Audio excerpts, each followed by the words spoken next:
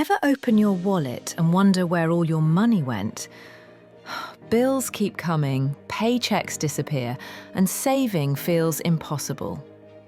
But what if I told you that you can save $500 in just 30 days? $500 might not make you rich, but it can cover a car repair, a medical bill, or a credit card emergency, giving you real peace of mind. Here's the plan. Save about $17 a day, some days more, some days less, and by day 30, you'll have $500. Start by tracking every dollar you spend.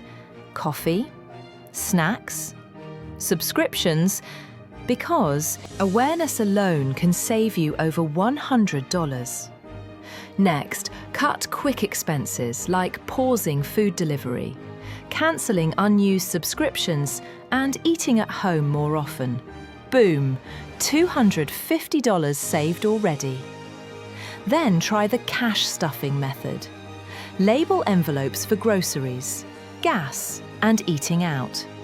Once the envelope is empty, you stop spending. Make your savings automatic by moving $17 a day or $125 a week into a separate account. Out of sight, out of mind, and you won't even miss it. Once a week, check your progress. Look at checklist. See how much you saved. Nod. Where you overspent. And what you can improve.